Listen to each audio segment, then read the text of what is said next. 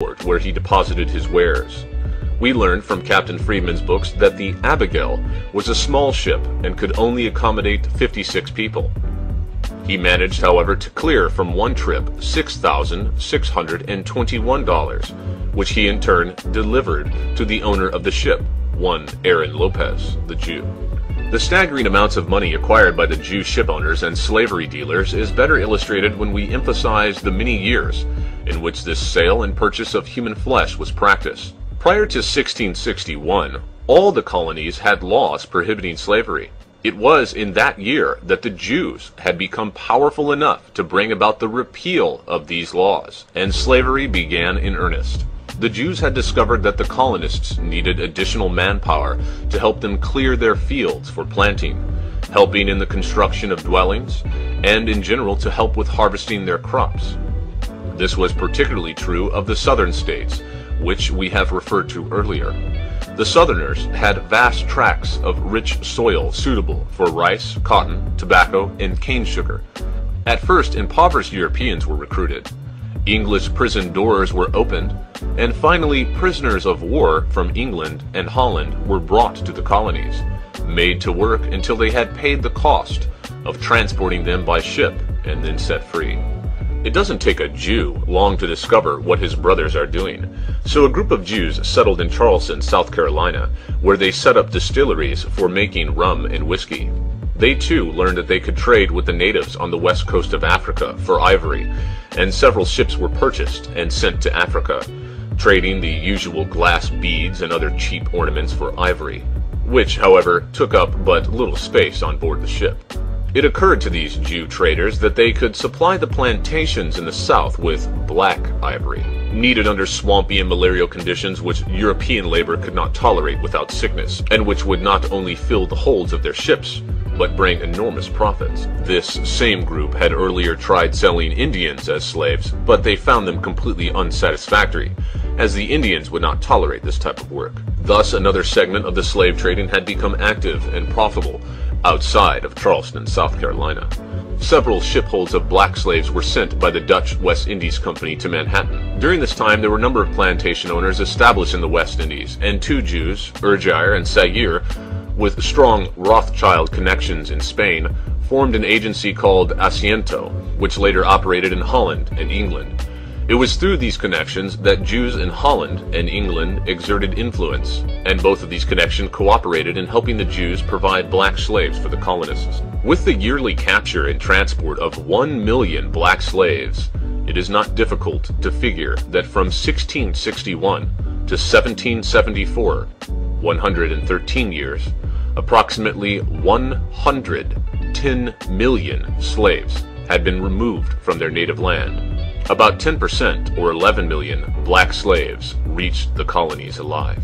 We have talked about the small ship Abigail, which could accommodate only 56 people, and yet the profits per trip were enormous, with little or no investment. There were many other ships, but we will concentrate here on only a few, such as the La Fortuna, Hannah, Sally, or the Venue, which made very great profits. The La Fortuna, by the way, transported approximately 217 slaves on each trip. The owner cleared not less than $41,438 from such a trip. These were dollars which the slave dealers could keep, and these were dollars of value which would buy a great deal in return. When one considers that the Jews of Newport owned about 300 slave-transporting ships, active without interruption, docking at Newport, Africa, Charleston, or Virginia, one can approximate the tremendous earnings which made their way to Jewish ship owners. Indeed, the Jews admit that of the 600 ships leaving Newport Harbor into all the world, at least half of them went their way to Africa, and we know what these ships going to Africa were seeking. The fact that Aaron Lopez had control of over more than half of the combined deals of the colonies of Rhode Island with Newport is well known. The well-known Rabbi Morris A. Goodstein, in his book, The Story of the Jews in Newport, attempts to remove these facts, maintaining that there is not any evidence that the Jews were connected with the slave trade. It is therefore imperative to prove that the Jew was indeed connected with the slave trading, especially so since this rabbi insists they had made great contributions and how very blessed their residence became for the city of Newport. Surely Morris A. Gutstein will grant us permission to present the facts which he was unable to find. Turning to one report of the Chamber of Commerce of the Rhode Island colony in the year 1764, we find, for instance, that in the year 1723, quote, a few merchants in Newport, unquote, devised the idea to send their Newport rum to the coast of Africa. It developed into such a great export that in the matter of a few years, quote, several thousand hogsheads, unquote, of rum went that way. To which purpose did this rum serve? The Carnegie Institute in Washington, D.C. presents and makes public authentic documents entitled, quote, Documents Illustrative of the History of the Slave Trade in America, unquote. We wish to present a few facts from this particular collection of original documents and scrutinize them at closer range, and not at all to prove the heretofore Rabbi Morris A. Gutstein in error. In this collection of the First American Institute of Learning, we evaluate the capital, Rhode Island, which contributed the main share of the public documentation regarding the slave trading. Here we find documented the recipients of the numerous shipping letters, also letters to the slave dealers, and correspondence to the ship's captains, who were about 15% Jews, living in Newport. Among these we find, for instance, the Jew Isaac Eleazar. He wrote a letter to Captain Christopher Champlin on February 6, 1763, saying he would like to be an agent for a load of slaves. Then follows the Jew Abraham Pereira Mendez and one of the main slave dealers, Jacob Rod Rivera, the father-in-law of Aaron Lopez. And then there is Aaron Lopez himself and many, many other Jews. Although we have considered Aaron Lopez several times, the size of this documented treatise limits us, and we cannot describe all of the writers concerned in the slavery-dealing correspondence, their names and special dates. Rather, we wish to study the documentation of the Carnegie Institute itself, keeping Aaron Lopez in mind. We wish to see what in the main this Jew was pursuing and what his business was. This is due to the fact that Rabbi Morris A. Gutstein presents him as a, quote, lofty and fine civilian of Newport, who was so generous and even, quote, made contributions to the welfare, unquote. In a great number of published, original, unprejudiced writings in the Carnegie Institute, we find that Aaron Lopez pursued a tremendous commerce in rum with the African coast in exchange for slaves. These irrefutable facts are as follows. June 22nd, 1764, a letter by Captain William Steed to Aaron Lopez. July 22nd, 1765, a letter by Aaron Lopez to Captain Nathaniel Briggs. July 22nd, 1765, a letter to Captain Abraham All. February 4th, 1766, a letter to Captain William Steed by Aaron Lopez. March 7th, 1766, a letter by Captain William Steed to Aaron Lopez, and so on and so forth. Aside from that, there are similar statements out of letters by Aaron Lopez in the original, which he directed to Captains Henry Kruger, David Mill, Henry White, Thomas Dolbear, and William Moore. Indeed, one letter by Captain William Moore to Aaron Lopez and Company is particularly revealing and of special mention at this point.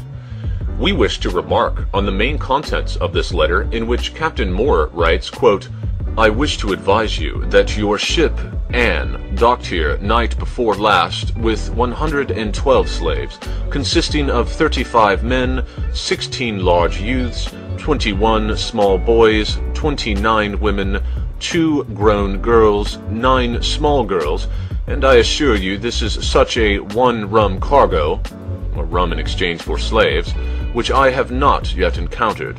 Among the entire group, there may be 5 to which one could take exception, unquote. The date of the above letter was November 27th, 1773. We have not yet concluded, because of lack of space, the excerpts and grateful compilations made available by the Carnegie Institute. On November 29th, 1767, the Jew Abraham Pereira Mendez, who had been cheated by one of his own kind from Charleston, where he had journeyed to better control his black cargo, wrote Aaron Lopez at Newport, quote, These Negroes which Captain Abraham All delivered to me were in such poor condition due to the poor transportation that I was forced to sell 8 boys and girls for a mere £27, 2 other for £45, and 2 women each for £35. No doubt English money. Abraham Pereira Mendez was very angry and accused Aaron Lopez of cheating him. This letter delineates to us that this generous and fine citizen of New York was insatiable in his greed for money. This is what caused the Rabbi Morris A. Gutstein to present this nobleman, Aaron Lopez, to pursue his objectionable methods. Negroes presented to him but a commodity. In all the letters which the Carnegie Institute published, it stresses the lack of human sympathy for the poor Negro slaves. This lack of feeling and compassion for the abused and pitiful blacks at the hands of their Jewish dealers can be read out of the diary of a captain who manned a ship owned by Aaron Lopez. The entries concern a trip from the African coast to Charleston. Moreover, they are authentic documents published by the Carnegie Institute in Washington, D.C., calling attention to an organization which had heretofore known little or nothing about. Neither had they encountered further publicity in books or newspapers. Therefore, it is not to be wondered at that the facts of the leading share of American Jews in the slave trade could be pointed out as a monopoly and unknown to the non-Jewish Americans, including the great masses of people all over the world. Others, however, acquainted with the facts, had good reason to remain painfully quiet. The captain of another ship, the Othello, among other things, makes the following entries in his diary. February 6th, 1 man drowned in the process of loading. March 18th, 2 women went overboard because they had not been locked up. April 6th, 1 man dead with flux. April 13th, 1 woman dead with flux. May 7th, 1 man dead with flux. June 16th, 1 man dead by Cap Henry. June 21st, 1 man dead by James Fluce. July 5th, 1 woman dead with fever. July 6th, 1 girl, sick for 2 months, died. This vessel was on its way for 5 months. What terrible and unspeakable suffering was the lot of these millions of blacks who were torn with brutal force from their friendly African huts, jammed together like animals below deck, and then sold with less concern than selling a head of cattle.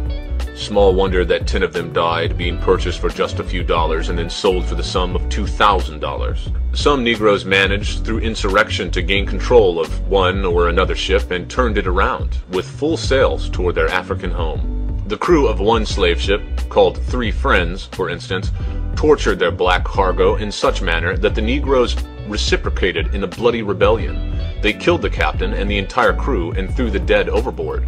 They then sailed back to Africa, where they had barely escaped their hard-won freedom. A similar fate struck the slave ship Amistad. Among the slaves was the son of an enemy tribal chief. Once the ship was underway, he schemed with his compatriots to attack the ship's crew. On board, Captain Ramon Ferrer carried a cargo of 53 African slaves, purchased in Havana. An African on board the Amistad named Senaba Pie fought the men who tried to enslave him and other Africans. One dark night, Senaba Pie, called Cinque by his captors, unlocked his shackles using pieces of metal he'd found on the ship. Working quickly, he freed the rest of the slaves, and they prepared to attack their captors.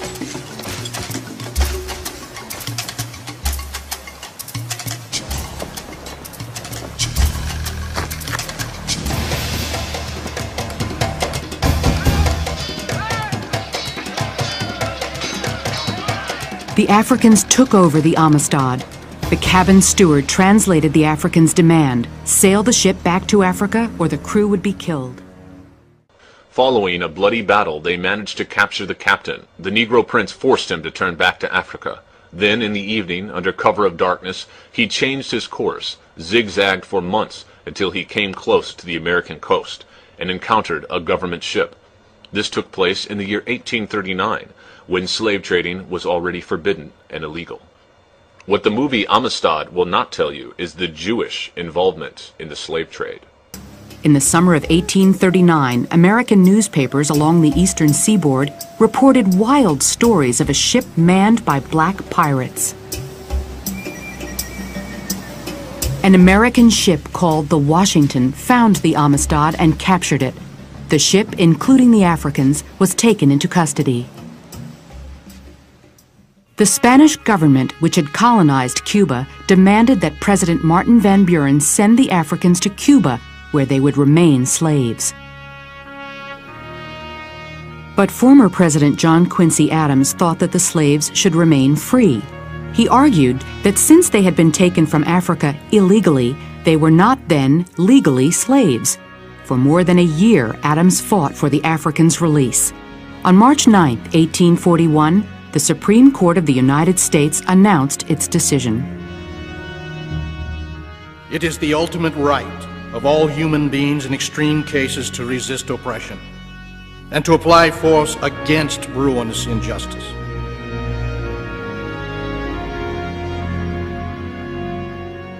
Seneba P.A. and the other captives were freed. The United States Supreme Court had recognized these Africans as free human beings. The Negro slaves were freed and the captain punished. These sea voyages were not without danger when they had black cargo, which accounts for the fact that the Jews most always engaged non-Jewish captains.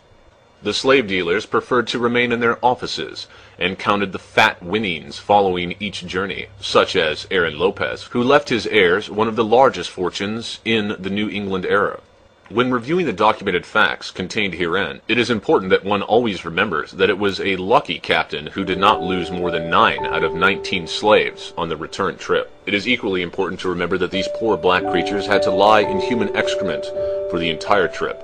Think about it. No wonder sickness and disease took such a high toll. Remember the figures. Approximately 110 million black people were captured and removed from their homeland in Africa.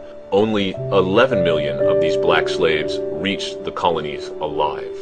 And the Jews still talk about the Germans and Hitler and how supposedly 6 million Jews were exterminated during World War II. This is the greatest lie ever perpetuated upon the people of the world, whereas the story of the poor black slaves is documented with truth. The evidence is still available for the people of the world to see. The Carnegie Institute of Technology is located in Pittsburgh, Pennsylvania. As this movie and the document which I am narrating from is distributed, eventually reaching the hands of the Jews, the evidence will probably be removed and destroyed until finally all documentation is removed which is damaging to the Jew. The Jews have been engaged in this practice for centuries. Truth, however, truth which bears fact, cannot remain covered or hidden forever. And more truths are being disclosed by those of us who intend to free America. The published documentation contained herein was obtained from the Carnegie Institute of Learning, presently known as the Carnegie Institute of Technology. The following is a partial list of the slave ships owned by the Jews. The Abigail by Aaron Lopez, Moses Levy, and Jacob Franks. The Crown by Isaac Levy and Nathan Simpson. The Nassau by Moses Levy. Four Sisters by Moses Levy. The Anne and Eliza by Justice Bosch and John Abrams. The Prudent Betty by Henry Kruger and Jacob Phoenix. The Hester by Mordecai and David Gomez. The Elizabeth by David and Mordecai Gomez. The Antique by Nathan Marston and Abram Lale. The Betsy by De Wolf. The Poi by James De Wolf. The White Horse by Jan de Sviets. The Expedition by John and Jacob Roosevelt. The Charlotte by Moses and Sam Levy and Jacob Franks. The Carcoa by Moses and Sam Levy. Slave runners, also owned by Jews, were the La Fortuna, the Hannah, the Sally, and the Venue. Some of the Jews of Newport and Charleston who were engaged in the distillery or slavery trade, or both, were Isaac Gomez, Hyman Levy, Jacob Malhado, Naphtali Myers, David Hart, Joseph Jacobs, Moses Ben Franks, Moses Gomez, Isaac Dias, Benjamin Levy, David Yeshivim, Jacob Pinto, Jacob Turk, Daniel Gomez, James Lacana, Jan de Sviets, Isaac Elizer, Jacob Rod, and many others. Of some 600 ships leaving the port of Newport, more than 300 were engaged in the slave trade.